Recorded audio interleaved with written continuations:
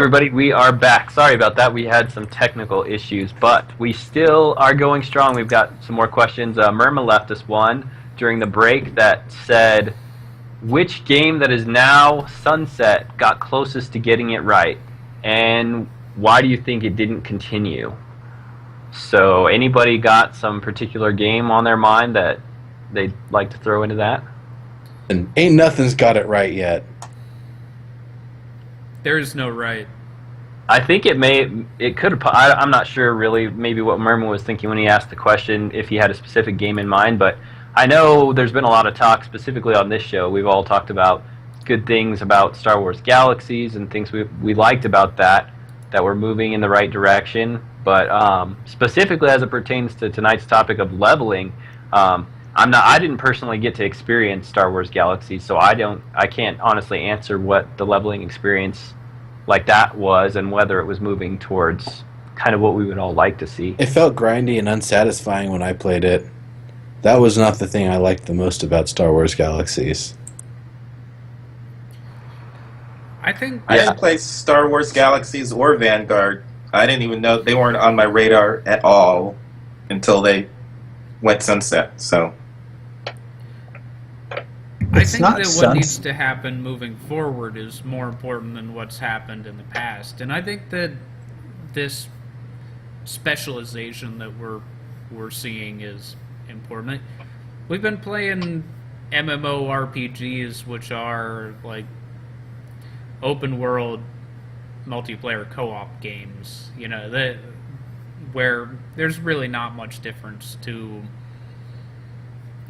logging in. It's a direct linear content, or it's a battleground game, mini game within a within an open world that is really what you're playing. And it's been a long time since I've played in any online world where it felt like I was participating in the world. And people talk about Eve all the time and say that it still feels like that, but I've never got past the first 15 minutes of playing Eve to know what's so great about it. My game was always a Kia, that I logged in and I was a person in the world. I was not a level 80 resto druid who clicked heal buttons in dungeons, or as one example of something I've been in the past in other games. And I think that's why the reason we talk about leveling systems and have this idea of gating content is because all the games that we've been playing recently are on rails, directed linear content, and that is the game. I mean, it was the game for me. It was a problem for me with vanilla EQ. I couldn't get out of at Kanan, until you hit a certain level. I mean, that's always been in MMOs, RPGs for me. Yeah, go ahead. It's not sunsetted, obviously, but one of the things I liked, not that it was perfect or got it right, but I never understood why other MMOs didn't do it, was in the very early EQ AA system, like as a way to continue some sort of build beyond a max level. It's not just gear, but also just their AA system at the time, what I think was actually pretty good, to allow you to continue to expand your character and grow in power rather than just focused on endgame. There was more to do beyond that. I just never understood why other games didn't do that. I agree. I agree with that, and I was thinking too along the same lines of an older game. Not EverQuest. Ultima Online had a skill system where you had only a certain amount, and they would fluctuate. And if you really wanted to max out certain things, you would actually have to reduce other things. So it sort of had a skill decay in a way, but it was voluntary chosen. You designed your own skill decay. But I always wondered why other games didn't pursue that. I feel like I haven't heard of another game that's tried to do that before. Revival recently mentioned, having skill decay. I hadn't really heard of another game that had serious Ultima skill. Online had massive skill decay, actually. If you got to 100 and something, it means whatever you had been in 100 before probably isn't 100 anymore. It even had a very unfortunate punishment system, at least when I was playing it, for people with lower and lower reputation. If you were the super evilest of person around, when you would die PvP or PvE, you would get a giant knock against your stats and your skills. And it seemed like a really arbitrary thing. It's not, punishing griefers so much as removing PvP as something that you can do without serious significant penalty. So it not only did it have natural skill degradation, as you got better in some things, you'd lose it in other things. So you'd always have to go every now and then to a moon portal and put down a firewall and stand in it to get your magic defense back to 100 or, whatever it was.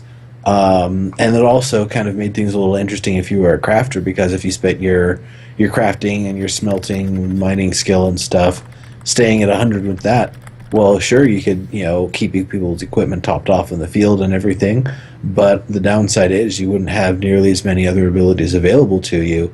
And the other thing is, with the skill progression, it was kind of a weird sort of thing, because that was also how you progressed in your stats a lot. Fishing, for example, you'd be able to get your strength up versus using like a fencing blade or whatever, you would get your dexterity up. So, what you got, Sog? I just want to go around. The one thing that we have not talked about significantly, we touched on, is how do we feel about de-leveling or decay systems? If they should ever be done, how should they be done? Because it's a key aspect to a leveling system, and it's a key problem with most of what we see is that you're just always at the cap, right? So what's to stop the problem of until you're at max level you are not really playing the game? That's my feeling about World of Warcraft. If you're not max level, you're not playing the game. You're warming up to play the game. Well, we've talked a lot about, horizontal progression automatically giving people that sense that they're participating in the larger game even from the outset. I think that, number one, is a good alternative that some games are already pursuing. But in regards specifically to what you were asking about de-leveling and skill decay, I believe that's something that shouldn't be a penalty to people in the respect that something bad happens to them, so something else bad happens. They get de-leveled. Like, this double negative is extremely bad. However, I think de-leveling and de-skilling is good in the sense that de-leveling for skill specific, leveled skills or something, not an actual static character level, but by advancing in one thing, you're, like we talked about earlier, you're dropping down in another. You're sacrificing this because you're not doing it that much as you're pushing this one up. I think that's a safe route to go, because you're not taking away from players so much as you're simultaneously giving. So it's not a double negative. It's kind of a win-loss. Do you think that you should have to? Do you think that you should have to work to maintain your current level? So, like, if you have a shallow leveling system, or say it's even only just 1 to 10, that when you log in at level 1, you can still contribute. But if you're really active and working hard, you could be level 10.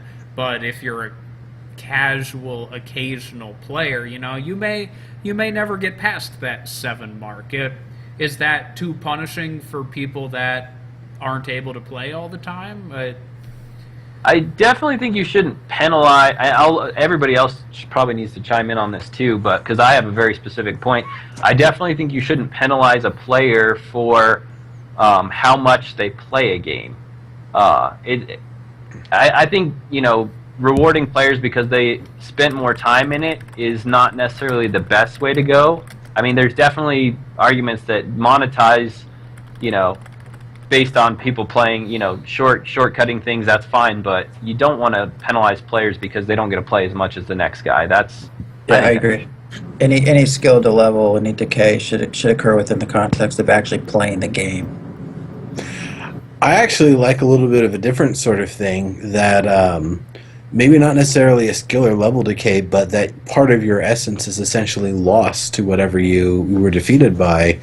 And that could, either be done in different ways. It could be like Project Gorgon, where if you die to something that you have the bright shining warnings and stuff before you come up and fight it, it's going to turn you into some other creature, and then you have to go through some process before you can get converted back. Or you can play as that creature if you want. You also level up and die in that game, which is great. But the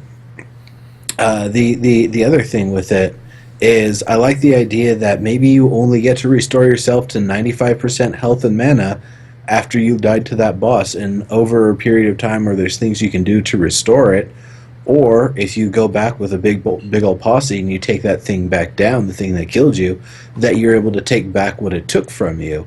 I could see that as being a good way of limiting that if you die too much, you get a little bit weakened because you've kind of left your essence all over the world, and either you need help to get it back, or you need to do other tasks that'll help restore it on its own. The experience is neither created nor destroyed, just redistributed. Yeah, maybe.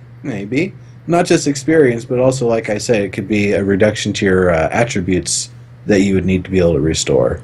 There's definitely something to be said for games having a natural built-in balance. Like the example you just said, and also, something going down when something else going up. That really makes it easy on the developers for keeping content, at a proper challenge level and a lot of other things. So, Diggs, what do you got to say on this? Well, I completely disagree with max level is the beginning of a game. If I'm at max level, I'm not playing the game anymore. Because once you hit max level and you run out of quests, the problem is you've run out of quests to do. There's nothing else for you to do in the game, so there's no reason to play. So it's not a matter of relevant quests.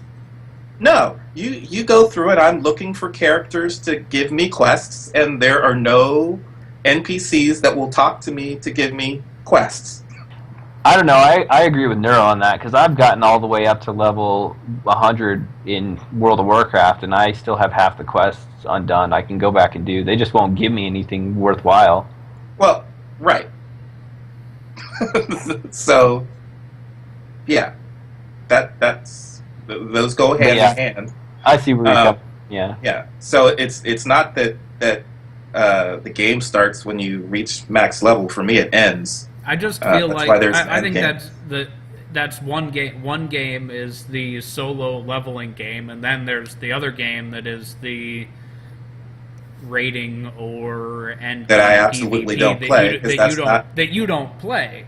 But for me, that was the beginning of the game. Like, the whole other part was I needed to get through because all the people I was playing with, that was our goal. We get to this point so that we stayed up for a week straight doing nothing but grinding stuff out and barely even paying attention to what was going on, so that as a group we could play the game that we were being held back from playing. Right. So the difference is that I'm playing because I want an evolving world, and I play as long as the world evolves, and then once we get into repeat, I'm not playing the game anymore. It's funny that you guys are making these unique distinctions between the types of ways you want to play the game, because it really accentuates the whole topic we've had all day. Leveling is an issue because of the way leveling exists right now. There are two completely separate, for two people that want to play the game differently, the game has two different game modes, and those people can't play together.